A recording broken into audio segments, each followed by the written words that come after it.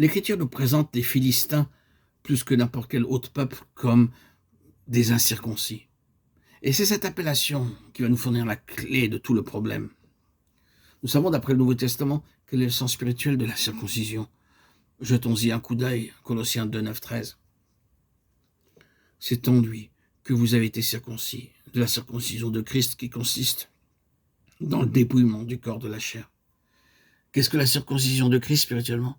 C'est le dépouillement du corps de la chair. Et il nous est dit que c'est quelque chose à quoi nous avons été amenés.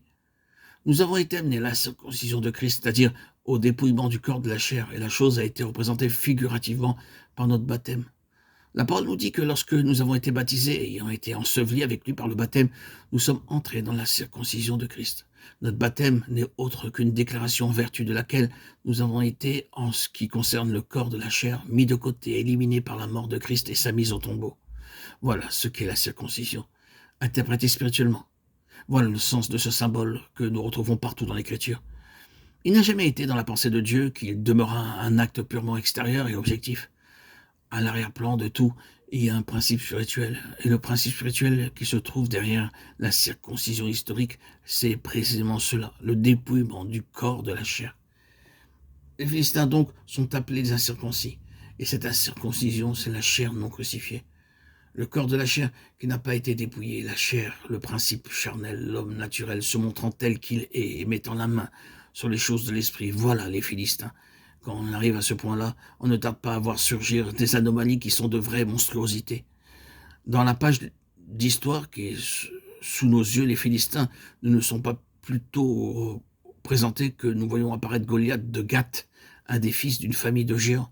Qu'a-t-il, ce géant, sinon le représentant des Philistins? Tout son peuple se trouve, pour ainsi dire, résumé en sa personne. C'est comme leur champion et leur délégué qu'ils portent, qui sortent du camp. Et c'est de la part de tout son peuple qu'il jette à Israël un défi personnel. Goliath est une monstruosité, une anomalie, ce qui revient à dire que dans ce sens, les Philistins sont un peuple anormal. Quand un homme charnel met la main aux choses spirituelles pour les arranger à sa façon, il crée une situation qui est extrêmement difficile. C'est une situation anormale. Quand l'homme naturel est laissé à lui-même, on peut encore en venir à bout. Mais quand il y a les choses de Dieu en main, quelque part faut-il discuter. À quoi bon? Ce que nous savons spirituellement, il le connaît par le menu lui aussi. Naturellement. On discute ainsi sans jamais se rencontrer et l'on n'arrive à rien.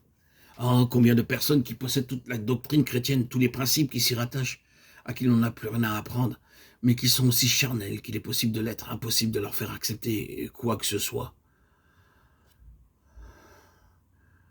Ils n'ont pas de leçons à recevoir de vous. Cette manière de vous accueillir à elle seule montre à quel point ils sont charnels. Que faut-il faire pour en avoir raison? Il n'y a rien à faire qu'à leur couper la tête, symboliquement parlant, bien entendu. Ce dont ils ont besoin, c'est d'être humiliés, de mordre la poussière. Ils constituent dans l'œuvre de Dieu des anomalies. Et ce qui peut leur arriver de mieux, c'est de mourir. Et nous parlons bien sûr toujours symboliquement. La mort, il n'y a pas d'autre issue. Or, pour un homme charnel en possession de toute la doctrine chrétienne, mourir, ce n'est pas très agréable. Un homme qui se sait pécheur, aveugle, mort spirituellement, peut à la rigueur envisager d'être mis de côté. Mais quand on croit tout savoir, quand on est dans l'œuvre de Dieu et qu'on manie les choses de Dieu à journée faite, sans être crucifié, la mort va se présenter comme la plus grande humiliation qui soit. Il n'y a rien de plus humiliant qu'un géant, le front dans la poussière, surtout quand on voit de quels moyens Dieu peut se servir pour nous mettre par terre. Mais il en vient à bout, et il n'a pas besoin pour cela de faire appel à quelques grands déploiements de force naturelle. David laisse de côté l'armure de la chair que lui offre Saül. Cet équipement humain offert par une intelligence charnelle, il le refuse, il le rejette, et il prend le moyen le plus simple. Il ne dit pas en effet « Je viens à toi avec ma fronde et mes pierres », mais au nom de l'Éternel des armées. Le géant, l'anormal, jette sur lui un regard de dédain. « Suis-je un chien pour que tu viennes à moi avec des bâtons ?» Quand l'instrument qui en lui-même n'est rien se trouve être loin de Dieu pour faire rendre les armes à un tel géant, l'humiliation est terrible. Et David l'a humilié avec une fronde pour quelqu'un qui est en plein dans l'œuvre de Dieu et dont l'activité est tout absorbé par les multiples devoirs du ministère. Cette acceptation de la mort de Christ est beaucoup plus difficile que pour quelqu'un qui n'a jamais touché aux choses de Dieu.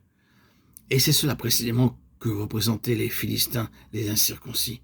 La personnalité humaine cherchant à pénétrer et à s'affiner, s'affirmer dans le domaine des choses de Dieu, dans le but de se les approprier, d'en faire son affaire, son bien, son acquis, sans que la croix ait au préalable fait son œuvre indispensable de crucifixion et de mort.